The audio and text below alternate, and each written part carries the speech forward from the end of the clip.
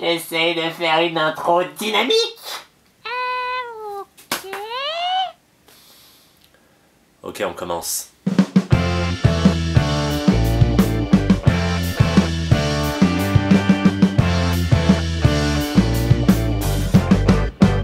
Aujourd'hui, nous allons parler des échecs. Oh chouette, des échecs. Alors parmi les pièces, il y a le roi, la reine... Non, pas ce genre d'échecs. Moi, je veux parler de ces événements qui peuvent survenir dans une vie professionnelle, personnelle, et qui peuvent nous donner cette sensation qu'on est moins que rien. Oh. Moi, personnellement, mon plus gros échec lié à ma passion d'auteur-réalisateur, c'était l'échec d'un concours pour entrer dans une école prestigieuse de cinéma, la FEMIS. Nous sommes en 2014 et j'ai été récemment diplômé de ma licence d'études cinématographiques à la Sorbonne Nouvelle. Je tourne les épisodes de Joshua Parker et j'apprends que j'ai été accepté dans une classe préparatoire pour le concours de la FEMIS. Donc les étudiants qui ont été acceptés dans cet atelier ont l'opportunité d'être dans l'école la FEMIS et de rencontrer des professionnels, c'est-à-dire des réalisatrices, réalisateurs, techniciennes, techniciens, scénaristes et tout ça, où voilà, on peut assister à la projection de leur film, échanger avec ces personnes et faire aussi des exercices de tournage et apprendre voilà, plein de choses sur l'industrie cinématographique et cet art. J'étais vraiment déjà super content d'avoir été sélectionné pour participer à cette résidence et faire partie de cette formation. Et ensuite voilà, est venu le concours. Premier tour.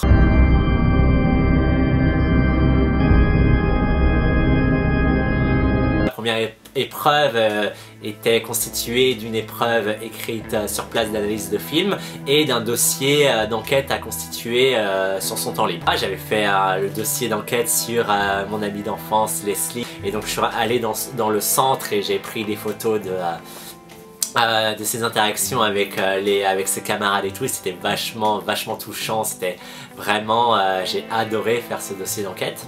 Le dossier est touchant, car on sent un réel intérêt et attachement à son sujet, entre parenthèses Leslie. L'enquête est vivante, sa simplicité en fait sa grâce, l'entretien avec la mère est formidable, authentique et rare. Le travail fourni est conséquent et l'on sent une grande implication. De réelles qualités d'écoute, d'observation, de sensibilité se dégagent du projet, beau portrait. En plus de ce dossier d'enquête, il y a une épreuve d'analyse cinématographique où toutes les personnes qui participent au concours se réunissent dans un amphi où est projetée la scène d'un film et tout le monde est sur sa feuille et doit écrire son analyse. Et moi, vous savez, j'adore regarder des œuvres cinématographiques, audiovisuelles et trouver plein de petits détails que je peux interpréter et que je peux justement, voilà, trouver du sens dans l'image. Ça, c'est quelque chose que j'adore faire. Mon écriture n'était pas terrible et il y avait pas mal de ratures. Heureusement, la correctrice ou le correcteur n'en a pas tenu rigueur et a dû trouver ce que je disais assez pertinent. Et ensuite, j'ai appris que j'ai été accepté pour le second tour.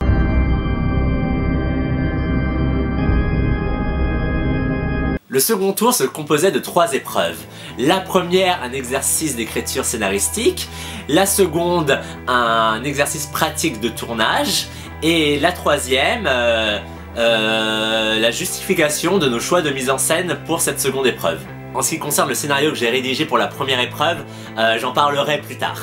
Concernant la seconde et la troisième qui vont un peu ensemble, j'ai vraiment adoré collaborer avec une comédienne et un comédien ainsi que la cadreuse pour justement pouvoir inventer une mise en scène créative et composer justement avec les éléments de décor qu'il y avait. Il faut que je vous explique la scène. Donc en gros, l'idée c'était qu'il y avait une comédienne, un comédien et que le contexte c'est une fête. Donc il fallait inventer une scène par rapport à ça. Donc moi ce que j'avais proposé c'est qu'en fait c'est un ancien couple du coup qui était sortis ensemble quand ils étaient au lycée et 20 ans plus tard ils se retrouvent lors d'une fête. Et lorsqu'ils étaient au lycée, ils étaient un peu bizarres, ils étaient un peu genre c'était un peu les marginaux vous voyez de la classe et donc en gros lors de cette fête, le fait qu'ils se rencontrent 20 ans plus tard, ils retrouvent la bizarrerie qu'ils avaient lorsqu'ils étaient au lycée. Et l'idée c'était voilà, ils retrouvent des mimiques qu'ils avaient quand ils étaient plus jeunes et elle prend des vêtements pour se faire un faux ventre. Vous voyez quelque chose d'un peu bizarre quoi. Et ils parlent ensemble comme si elle était vraiment enceinte. Et voilà, c'est ce que j'avais inventé du coup pour cette scène et j'avais fait un truc par rapport à la lumière. Il y avait une espèce de trépied. Vous voyez les trépieds où on pose les partitions. Et il y avait des trous dans le socle, pour le socle. Et donc du coup, j'ai demandé à la cadreuse d'utiliser un projecteur pour faire passer la lumière à travers ce socle. Et du coup, ça fragmentait en fait le visage de l'actrice. Et avec ça, j'avais envie de montrer en fait qu'elle était un peu différente, et qu'ils étaient un peu différents, et justement que il y avait tout cet aspect de représenter leurs différences aussi à travers la lumière. Voilà, c'était juste, voilà, c'était pour... Le candidat évoque tout de suite sa recherche du bizarre.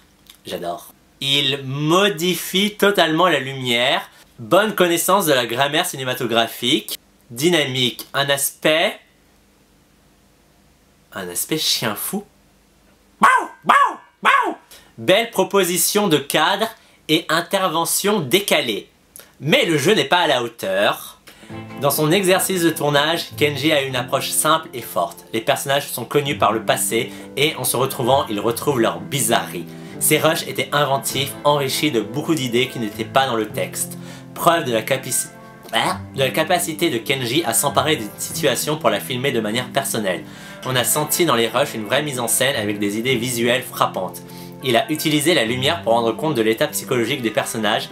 C'était réellement inventif, même si Kenji spécule un peu trop sur les capacités d'analyse du spectateur. Son travail était construit sur les effets de lumière, c'était très réfléchi, très cohérent, convaincant. Kenji semble vivre dans un univers foisonnant. On sent chez lui une réelle affirmation de la personnalité. Il a de vraies envies, de vraies obsessions, et il est capable de les partager. Ses histoires sont précises, très incarnées. On sent que c'est un passionné. C'est le seul candidat qui a regretté de ne pas pouvoir emporter ses rushs. On devine chez lui une capacité à transformer en film les choses qui les travaillent, voire le torturent. Sans doute un des tout meilleurs candidats. Très belle rencontre et découverte d'un passionné plus, très enthousiaste, hyperactif, avec beaucoup de charisme. Non mais enfin... écoutez, hein, j'ai raté ce concours, du coup j'ai le droit d'être content pour ces commentaires. Les plans sont beaux, bien cadrés, le jeu est juste, des idées nouvelles. Enfin, sur le contenu de cette scène, faux gros ventre par exemple, le travail à l'image est important. Parfois too much. Parfois too much, à ne pas en abuser, car le candidat est issu d'une formation d'art graphique, mais le reste est travaillé tout autant. C'est ce qui fait sa force. Parcours atypique et passionnant, a commencé à faire des films, des séries avec sa webcam. Un univers à lui tout seul, se dit maladroit et narcissique. À l'époque, je manquais encore plus cruellement de confiance en moi et donc du coup j'essayais de retrouver un peu de la valeur personnelle, que ça soit dans mon physique, dans ma psychologie ou dans mon travail.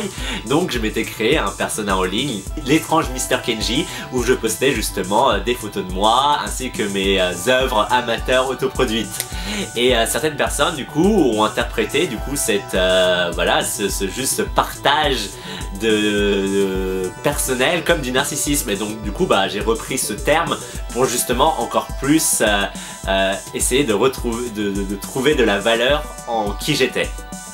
Mais au final genre je continuais à être ce même gamin qui a subi du harcèlement scolaire et qui a juste envie d'avoir confiance en lui. S'intéresse aux marginaux, veut dénoncer toute forme d'intolérance, s'est réfugié dans un monde fantaisiste et fantastique.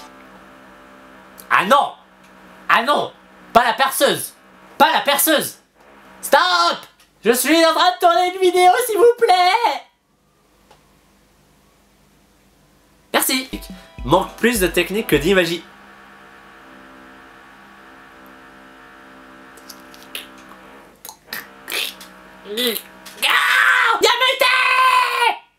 Manque plus de technique que d'imagination dont il déborde sans arrêt. 1000 idées par minute, a besoin d'écrire, de tourner non-stop, c'est ce qu'il fait. Un merveilleux conteur, décrit avec fougue ses projets, ses visuels, ses univers sonores, vit pleinement les scènes qu'il raconte, ses auditeurs aussi, bref, un personnage, 3 petits points, très convaincant. Je réussis ce second tour, j'accède au dernier, à l'ultime, au grand oral.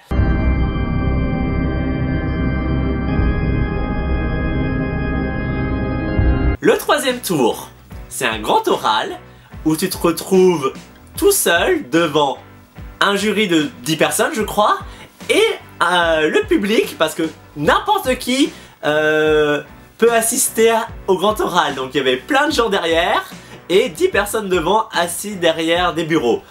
Voilà, et le but c'est juste parler, échanger de pourquoi tu veux intégrer cette école, pourquoi tu fais du cinéma, et voilà.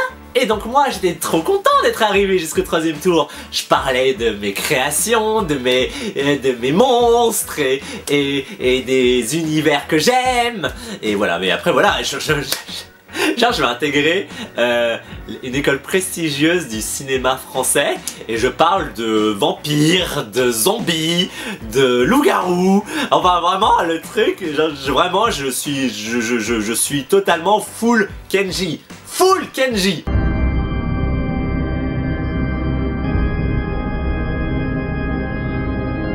Je prends mon courage à deux mains pour aller devant l'école et voir la liste des ennemis.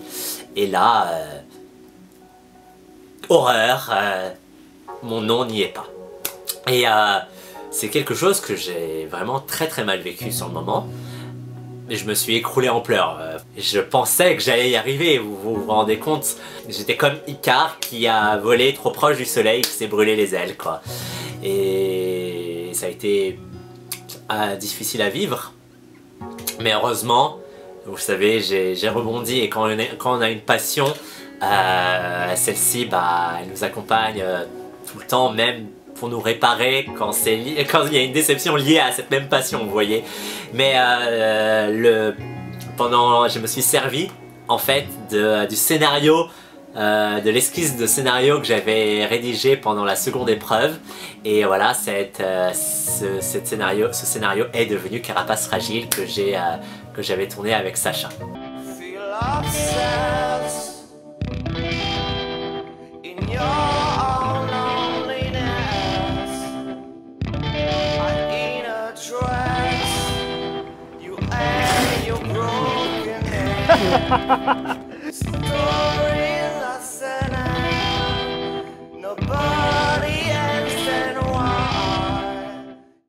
Au fur et à mesure que je franchissais une étape, je me sentais validé, je me sentais ah bah ça veut dire que oui, moi Kenji Isidore, je peux être un cinéaste cultivé, genre j'allais souvent à la cinémathèque, j'allais très souvent au cinéma, je me sentais socialement plus élevé que ce que je suis.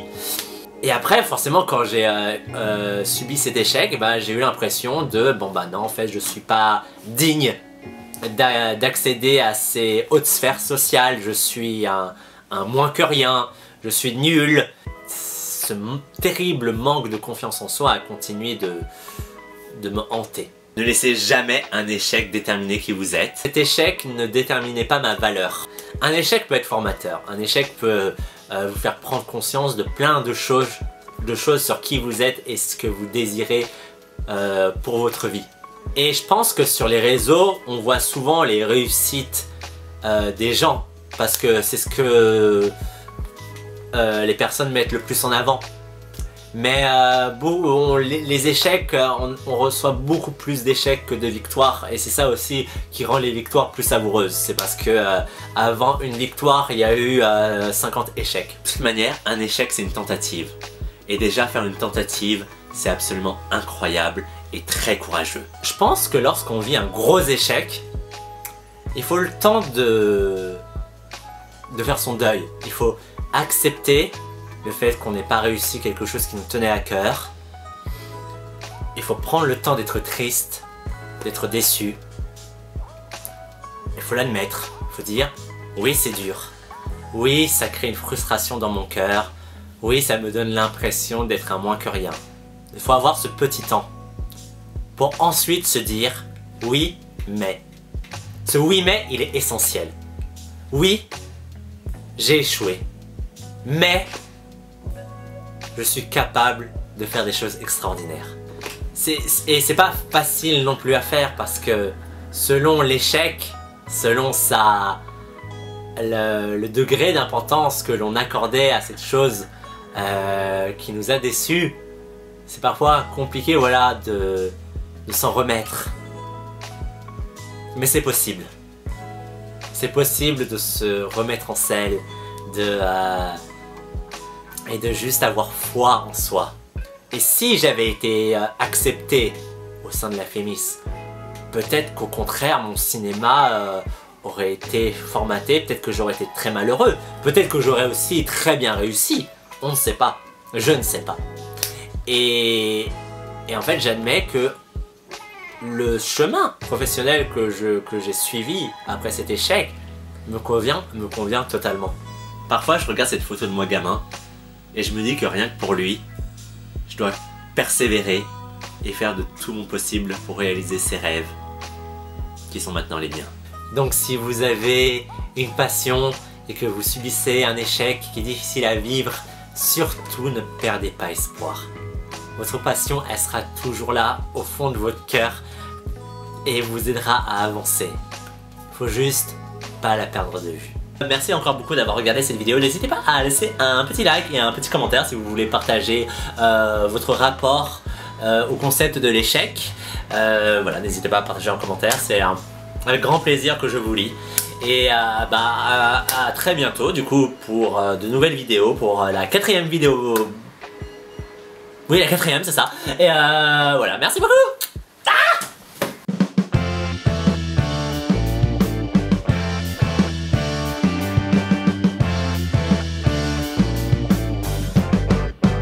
Ah, et autre chose, le 10 octobre c'est mon anniversaire et j'aurai 34 ans.